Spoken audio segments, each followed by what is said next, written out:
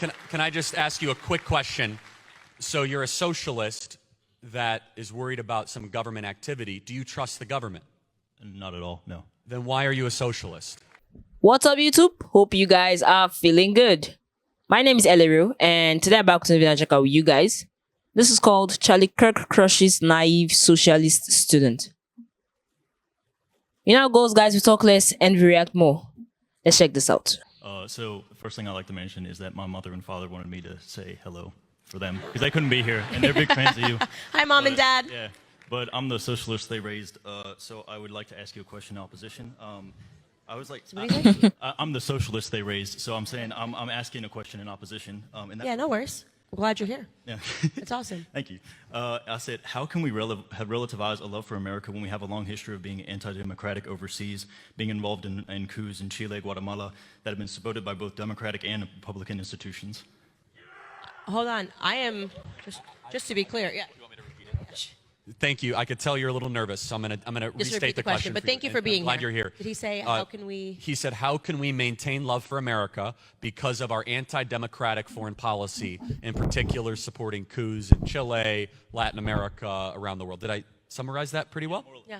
That's I think this kind of ties back into the last answer that we just gave, because that does not represent America. That represents crooked politicians that are in D.C. that has us in endless wars, staging coups because politicians are corrupt in D.C.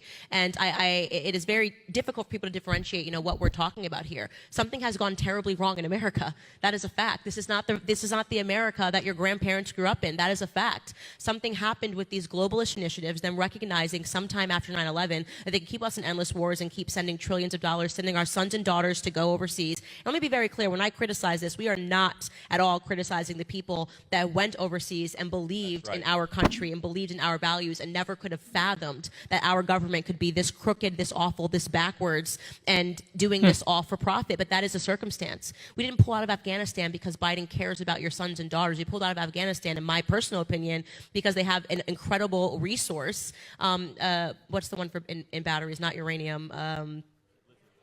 Lithium, yeah, one of the and they need for and they're going to mine it, and this is why they're pushing all of this ESG agenda. It is so much more Machiavellian, like I said, and I don't find your sentiment, what you're talking about, to be socialist at all. By the way, the question that you asked, at least, it's a major problem, and the only way that we're going to fix it is to disempower people in DC, and that is something that people on the left and the right should be agreeing and coming together on. So can I just ask you a quick question? So you're a socialist that is worried about some government activity. Do you trust the government? Not at all, no. Then why are you a socialist? Well, because I understand socialism not as that. I don't understand socialism as being pro. I distrust hierarchies, right? And I think that a socialist, what they want is that they want more democracy. You want the people to be the ones in power. You want now they do say the dictatorship of guys be nice, because he really, he's trying to understand it. No, what I would very much say that you should study what socialism actually, I know what it's sold as, I know what they bill it as, right? When I know what the bill says it's going to be amazing, people are going to have power. You got to check in with the Venezuelans, maybe as a starting point. Check in with the Cubans who believed in Fidel Castro. Check in over the last 100 years how many people have died because they sold them a narrative. And what really happened was the government then seized all the power from the people, promised they would redistribute it, but it isn't what happened. The average Venezuelan citizen has lost something like 23 pounds. It kills every single time.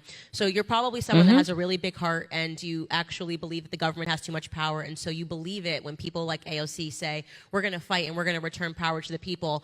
That's not what they're going to do. What she's doing is she's fighting for government to grow until it becomes so insurmountable that you are rendered powerless and the individual is rendered powerless. That's what socialism actually is, not what it's billed as. But thank you so much for your question. I really appreciate you being here. Nice. You see, first off, it's quite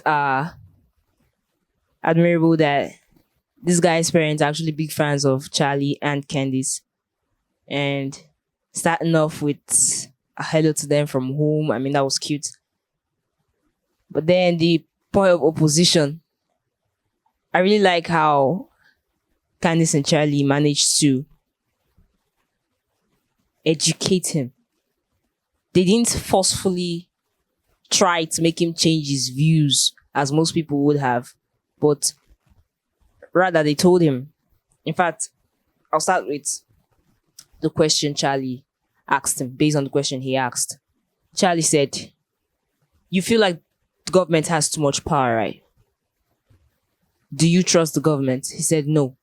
And said, "Why are you a socialist?" And at that point, he stuttered and stammered, and it was quite evident that he didn't really grasp the full extent of this context he's pushing forth. You know, if you're gonna stand for something, if you're gonna stand or live or fight for something, you've got to understand it entirely. You've got to study it page to page, cover to cover, and actually know what you're talking about. Now, he seems to be a newbie in the socialist business. Just as Candice rightly pointed out, all over history, countries that have practiced the full extent of socialism haven't really survived per se. They suffered greatly. Because if he feels that the government already have too much power now, as their Candice and Charlie stated, the examples they gave, then how much more power would you be giving them when you turn to a socialist system of government? Anyway, guys, I hope we learned one or two things from the video. Please leave your comment in the comment section and leave a thumbs up at the end of this video. Thank you so much for watching and stay safe.